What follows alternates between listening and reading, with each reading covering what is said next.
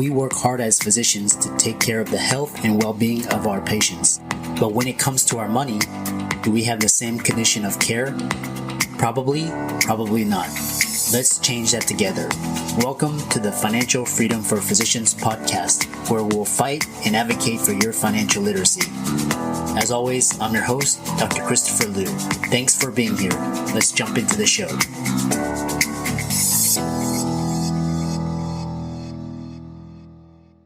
This week's episode is sponsored by CityVest. CityVest has quickly become the most popular and best way for doctors to invest in top-performing real estate private equity funds that are usually reserved for institutional investors. This unique access to investing in these institutional funds is available for the first time ever through CityVest's easy and secure online investment platform. CityVest does the hard work of conducting due diligence and vetting the investments.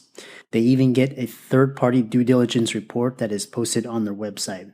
As a result of aggregating a several million-dollar investment amount into their access funds, CityVest gains access to investing in the institutional investment and is able to negotiate better investment terms such as a 12% preferred return. You can check them out at cityvest.com or go to the link in the show notes below.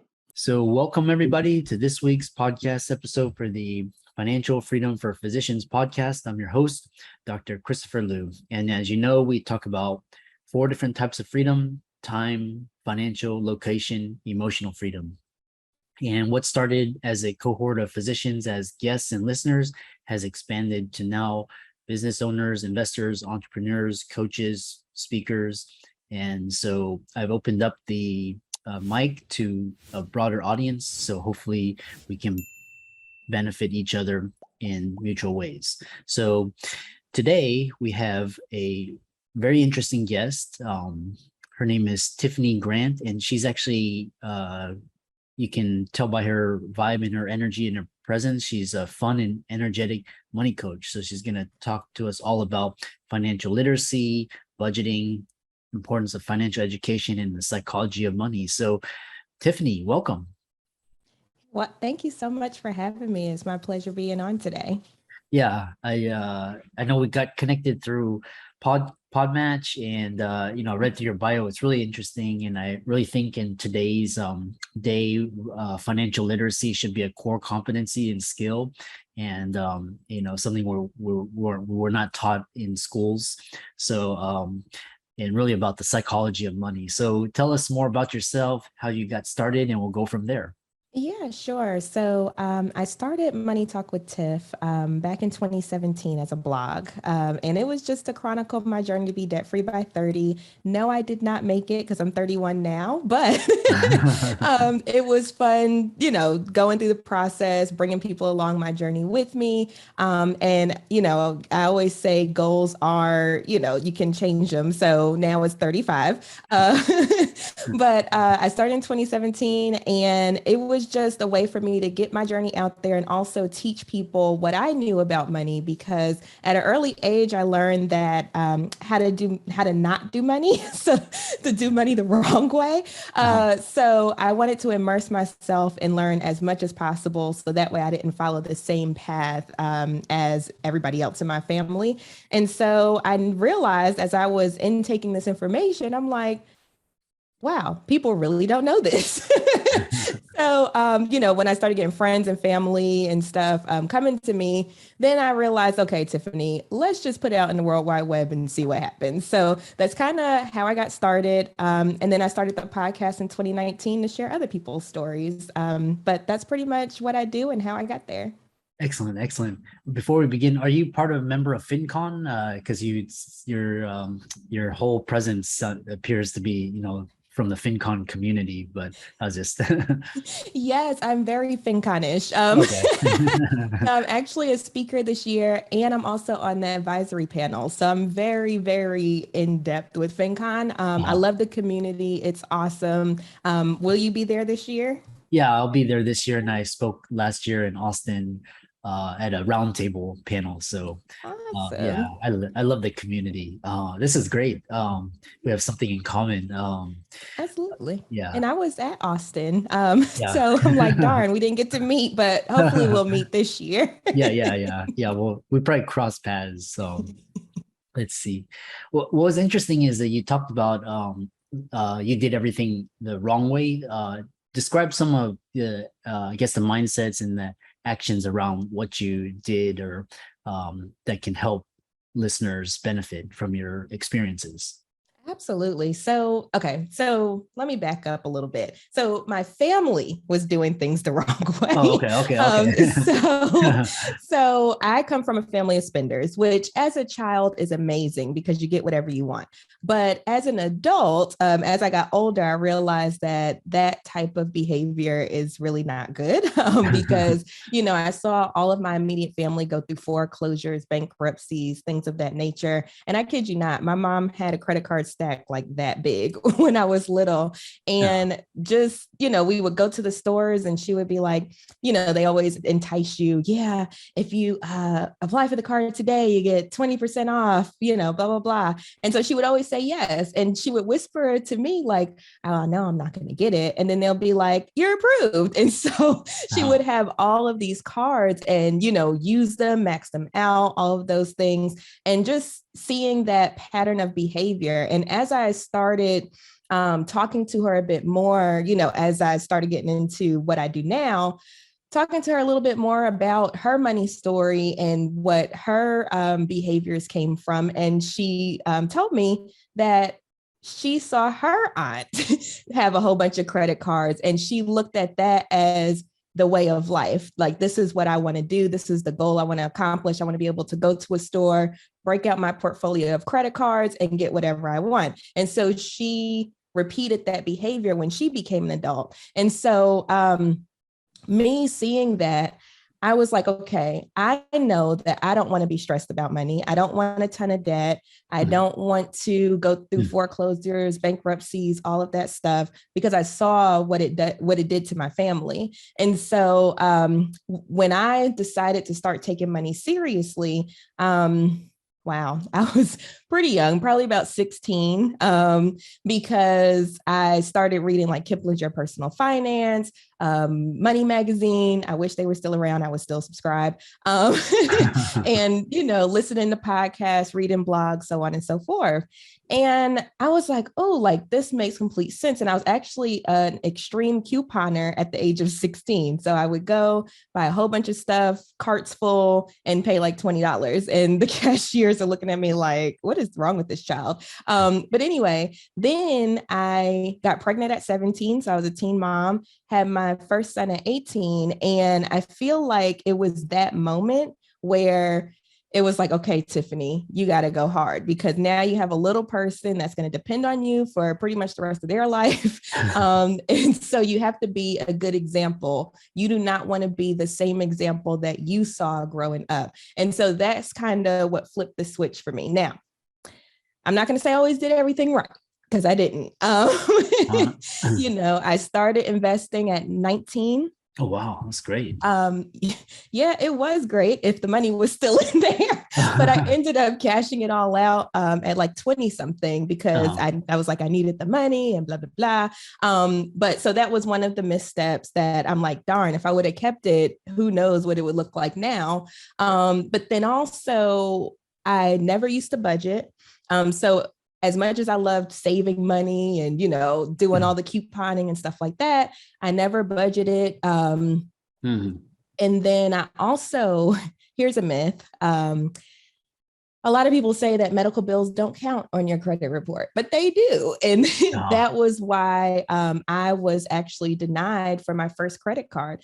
I was asking for $200 because I didn't want a lot of credit. I was terrified of credit because of my upbringing. So unfortunately, it was like, you have to get credit to get credit. So I was like, well, guess I have to bite the bullet and do this. And all I asked for was $200. And I was denied because the stuff on my credit report, which was all medical, And then she said I wasn't making enough. And for me, that was the eye-opening moment. That's when I started budgeting. That's when I started getting everything in line, making sure all my credit report was good. And it kind of just snowballed from there. Oh, wow. That's a really fascinating story. And, kudos to you, because now you have a podcast and you're sharing your stories and experiences with others, and, really, especially like budgeting and importance of financial education. We hope you don't mind this brief interruption from one of our affiliates. Today's affiliate is studentloanadvice.com. StudentLoanAdvice.com is a company powered by the White Coat Investor that specializes in helping professional students such as doctors, dentists, and other healthcare professionals navigate the complex and oftentimes confusing student loan landscape. They offer a consultation as well as services to help you save money when consolidating and paying back your student loans through their different options. You can go to their website, studentloanadvice.com/FFFP. That's again, studentloanadvice.com/FFFP to find out more, get signed up on their email list, or schedule a call with Andrew Paulson. Now back to our show. What's really interesting is that you're sharing this with the underserved community. And you're really an excellent liaison for financial literacy educator, for the Black community. So tell us, what is the significance of financial literacy in the Black community? Yeah, absolutely. I mean, in all communities is important, right? But you have to look at the history of the Black community. And then also, honestly, just speaking from my upbringing and a lot of people that I know that look like me, money is not talked about hardly at all. And it comes from probably a few different things. We can get into depth with generational trauma, whatever. But, in my household, for instance, it was always, well, children don't need to know about money. It's an adult thing. It's none of their business. You just be a child, you do what you need to do, whatever. And so there's never these conversations, like we're never having these conversations. And so we kind of grow up with that mentality. And so as adults, we don't have these conversations either. And it's the same thing with mental health in our community as well.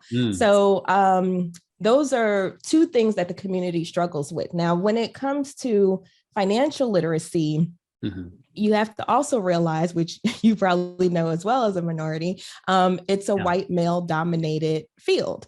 And so representation matters, especially with the generational stuff and things that have happened over the years between us and that demographic. So you have to realize, like, whenever, let's say, for instance, and I'm gonna just throw a name out there, Dave Ramsey or what have you, is talking, and somebody that looks like me is listening, it's like, okay, yeah, whatever. Are you trying to get over? Is, it's just all this other stuff going through our mind, which is no fault of his, but it's just a difference. Okay. So what I have learned is that with me conveying this information, I could be saying the same exact thing as a Dave Ramsey, but since I can relate to my people and I look like my people, it's like, oh, okay, this is refreshing. I can get with this, because as you can tell, I don't fit any of those demographics. I'm not white, I'm not old, and I'm not a male.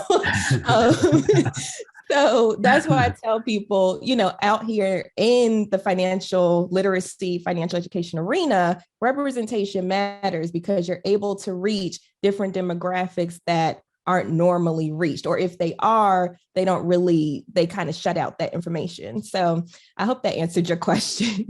It's all about representation. And it's like, who does your audience relate to? It's like, I can't relate to Dave Ramsey, or, it's like I'm an Asian male. So, and, one thing about the physician population is, there's a lack of literacy among physicians too. It's not just, just because they make a lot of money doesn't mean they don't have the same problems. So, and so it's good to have, somebody as a lead help you to, educate you in these very important matters. So, and it's great that we have, thought leaders, influencers such as yourself, and trying to get into, help underserved, really try to democratize everything. And really, I mean, you're right. It's always been dominated by the 1%, and they make all the rules and call all the shots. But, so we need more people such as yourself. So, Mhm. And um, also, and I was gonna say, like yourself as well, because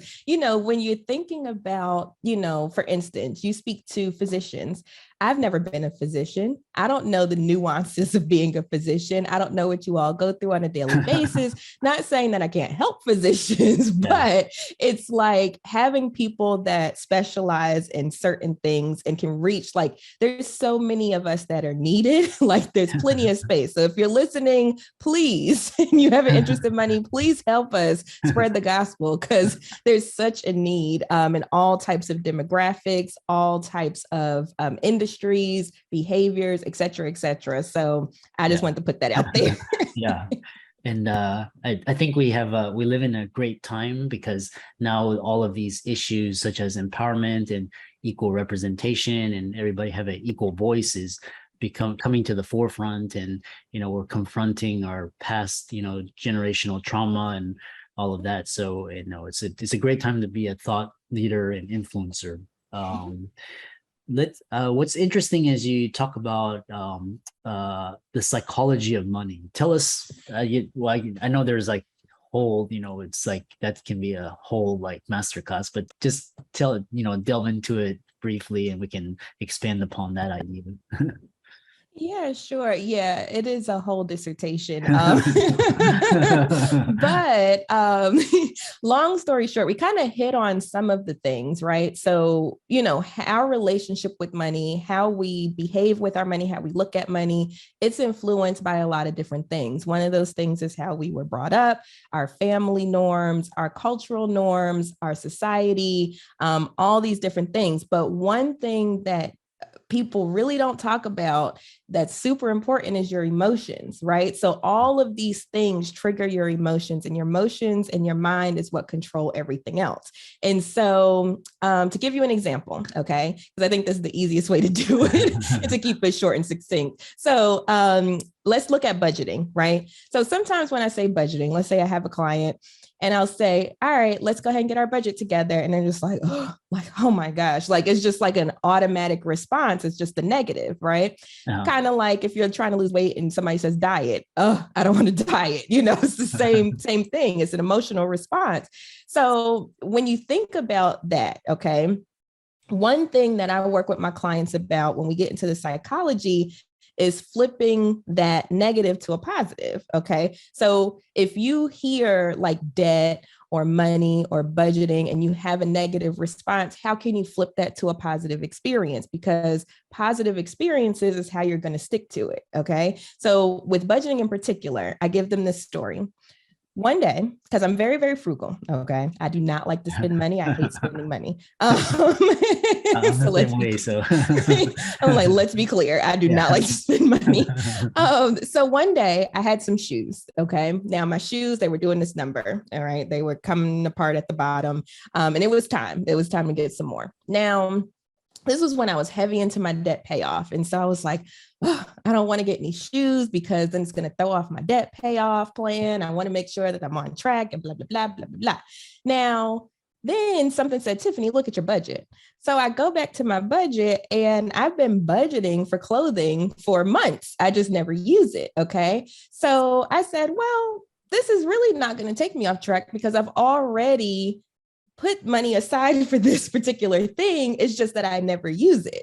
And so I went ahead, long story short, went ahead, found a coupon, got some shoes, actually ended up getting two for the price of one. But I went ahead and got the shoes. And it was in that moment where it clicked to me that a budget is not a restriction. It's giving you permission to do the things that you want and need to do. So pretty much what a budget is doing is saying, okay, go ahead. Like, you got this, you can do this. It's not going to mess anything up. And it's supposed to be there to give you peace of mind as well. And so that's when it clicked for me that I was looking at budgeting completely wrong. It's not a restriction, it's giving me permission. So I can do things because of my budget, not in spite of my budget. You get what I'm saying? Oh, interesting. Yeah. I like that. Yes. Yeah. Like a Thank you. total reframe. Yeah. And that's pretty much what you have to do when you're dealing with these difficult topics. You kind of have to reframe and retrain your brain to thinking about things in different ways. Otherwise, you're just going to keep repeating the same cycles over and over and over and over again. And then realize, well, dang, why don't I have money at the end of the month every month? Because you're doing things the same exact way that you've always done. So in order to make that change and start getting headway in different ways, you have to change your mindset around it. And so that's where the psychology of money comes in. I had a really interesting conversation on my podcast, which it hasn't released yet because I just did this interview, but we were talking about how there's 4 parts of your brain, and you are an MD. This is not my arena, so I'm just repeating. There's 4 parts of the brain. So he was saying the main 2 that we want to focus on is the survival instincts, which is like your fight, flight, or freeze or whatever. And then the other side is like your creative part. And as human beings, we're meant to operate from the creative part. That's how we become our higher self and blah, blah, blah, blah, blah. Now, if you are in a situation where you're in survival mode all the time, it shuts off that part. So, that's why you have to kind of watch what you're intaking. Like, I don't watch the news. I really don't know what's going on. Not that I don't care, but if you notice, the news is all mostly negative. Like, you never see any positive things. And so if you're constantly intaking negative things, then you're constantly in this survival mind frame, like, oh my gosh, there was a shooting. Is something going to happen to me? And da, da, da, da, da, da. And so it cuts this part of your brain off. And so thinking about it like that, so many different things, but getting to the psychology of money, you have to realize how your brain works. You have to do different tips, tricks, think about the different things that trigger you. Like, for instance, if you're a super spender or a super saver, what triggers that emotion? What trauma are you dealing with to where that is a thing? Like, for me, I became a super saver because the trauma from my childhood when I saw what happens when you spend. So it's like you can be either side of the spectrum, but really you want to be in the middle because that's where you'll have the most peace and, you'll be able to function life. Like, sometimes I'm like, dang, like, Tiffany, you saved way too much. You could have been enjoying some life here. Like, there's no balance. So, you kind of just have to be cognizant of all of those different things that are going on. And it's not just you dealing with money. It's so much more than that. It's biological, it's mental, it's all of these things. So just tapping into that. Yeah, I love that. Yeah, there was a really great book, The Psychology of Money, that was like so fascinating, and because money is just an idea, and it's like a tool and a resource that we humans created, so just to exchange values. But it's like but it's just a fascinating book. I really enjoyed this conversation, and I know a lot of people in the audience, they resonated with your story and your ideas. So how can they visit you, contact you, and even working with you? Yeah, absolutely. So my home base is moneytalkwitht.com. You can find everything you want to learn about Tiffany there. But also you can find me on all social media platforms at Money Talk with T. And when I say all, I mean literally every single one. If I'm not on something, let me know and I'll get on it. And then also the podcast is Money Talk with Tiff, and you can find that on all of your listening platforms. Yeah. And for the listeners in the audience, Tiffany's resources and links will be in the show notes, and really enjoyed having you, and we look forward to meeting at Fincon. Absolutely. Thank you so much. Definitely, if you see me, say hey. I will. All right. Thank you, Dr. Lou. I'm excited that you made it for another episode. You are truly the best. If you've been following the show for a while, you know that my passion is to bring you the education you need to find your path to financial freedom. Please come back week after week for new content, new resources, and great guests. Until then, if you haven't already, please be sure to check out the website, www.drchrislumdphd.com for more support. I'll see you next week.